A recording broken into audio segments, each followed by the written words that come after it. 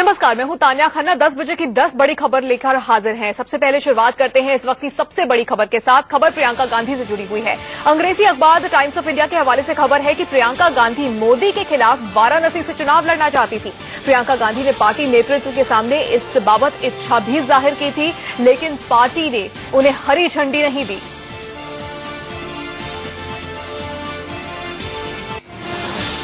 UP की सबसे high profile seat बन चुकी बनारस में अभी तक बीजेपी के पीएम उम्मीदवार नरेंद्र मोदी और आम आदमी पार्टी के सबसे बड़े नेता अरविंद केजरीवाल के बीच जो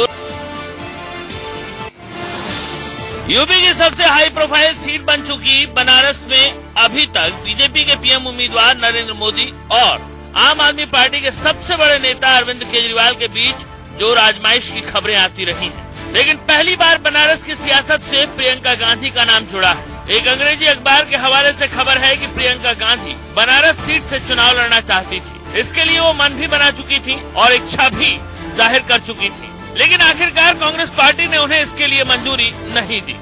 खबर है कि प्रियंका का मानना था कि मोदी इस देश के लिए ठीक नहीं है और उन्हें रोका जाना जरूरी है, इसीलिए वो खुद मोदी को चुनौती देने के लिए सामने आना चाहती थी। इस बीच दिग्विजय सिंह का नाम भी सामने आ रहा था। कांग्रेस के कई सीनियर नेताओं ने तो यहाँ तक कह दिया कि मोदी के खिलाफ दमदार उम्मीदवार उतारा जाएगा। लेकिन तमाम माथापच्ची के बाद कांग्रेस ने बनारस से स्थानीय नेता अजय राय को उतारा। सूत्रों के मुताबिक प्रियंका को बनारस से न उतारने के पीछे कई बड़ी वजहें थी। पहली वजह ये कि कांग्रेस किसी स्थानीय नेता को टिकट देकर मोदी के बाहरी होने के मुद्दे को भुना सके। कहा यह भी जा रहा है कि मोदी के मुकाबले में प्रियंका को उतारकर पार्टी नरेंद्र मोदी को ज्यादा अहमियत का संदेश नहीं देना चाहती थी। साथ ही कहीं न कहीं आशंका भी थी कि हार हुई तो कांग्रेस का सबसे बड़ा तुरुप का पत्ता बेवजह बर्बाद हो जाएगा। एक बड़ी वजह यह भी मानी जा रही है कि बनारस सीट से उतरने पर राहुल का चुनाव प्रचार कमजोर हो सकता है, क्योंकि अमेठी में प्रचार का जिम्मा प्रियंका के हवाले ही है। कुछ दिन पहले ही कांग्रेस महासचिव जनार्दन द्विवेदी ने कहा था कि प्रियंका की राजनीति में रुचि कम उम्र से ही है और राजीव गांधी ने मौत से पहले ही उन्हें इस बारे में बता दिया था। द्विवेदी जैसे सीनियर नेता के इस बयान के बाद सियासी गलियारे में ये कयास तेज हो गए कि पार्टी प्रियंका की बड़ी भूमिका को लेकर गंभीर है। हालांकि वाराणसी पर प्रियंका की नजर अभी भी बनी हुई है। इंडिया न्यूज के लिए राकेश पांडे।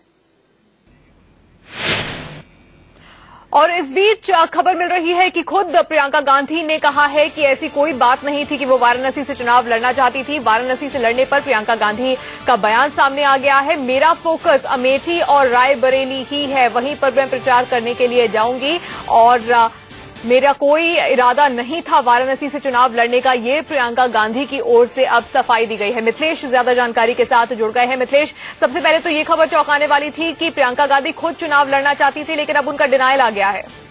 जी बिल्कुल, इस खबर में कोई सच्चाई नहीं थी। हालांकि कयास लगाए गए थे और कयासबाजी की तरफ विश्लेषण दिया गया था कि प्रियंका गांधी ने अपनी तरफ से बनारस में चुनाव लड़ने का प्रस्ताव रखा था, लेकिन पार्टी ने इनकार कर दिया। सामान्य ज्ञान की चीज है कि आज की तारीख में राहुल गांधी कांग्रेस के नेता हैं।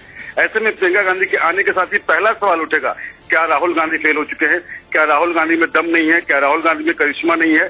जाहिर है इस सवाल से कांग्रेस पार्टी रूबरू नहीं हो पाएगी। ऐसे में इस सवाल का उठना बिल्कुल लाजिमी नहीं था। प्रियंका गांधी ने कभी प्रस्ताव दिया नहीं था और खुद प्रियंका गांधी ने कह दिया है कि उनका पूरा ध्यान अमेठी और रायबरेली पर है। बनारस से लड़ने के बारे में उन्होंने सोचा नहीं। सूत्र तो हमें यहाँ तक जानकारी दे रहे हैं कि प्रियंका गांधी ने कहा कि अगर मैं प्रस्ताव रखती तो क्या पार्टी इसे खारिज कर पाती। मेरे प्रस्ताव रखने के बाद वहां से इनकार करने का सवाल ही नहीं उठता है। जाहिर है प्रियंका गांधी ने कभी प्रस्ताव नहीं रखा था। अब वैसे भी कांग्रेस के लिए सबसे बड़ा सवाल है कि अभी कांग्रेस की युवराज राहुल गांधी मैदान में है। अगर प्रियंका गांधी मैदान में उतरती हैं तो कहीं न कहीं राहुल गांधी की इमेज ही प्रभावित होगी। तान्या, मिथिलेश, धन्यवाद इस तमाम जानकारी के लिए। तो प्रियंका गांधी का बयान सामने आ गया है और उनका कहना है कि परिवार ने मुझे कभी नहीं रोका। कहीं से अगर मैं चुनाव लड़ना चाहती तो मुझे नहीं रोका जाता। मैं लड़ना ही नहीं चाहती थी। मेरी तरफ से ऐसी कोई बात सामने नहीं रखी गई थी। मेरा फोकस सिर्फ अमेठी और रायबरेली है।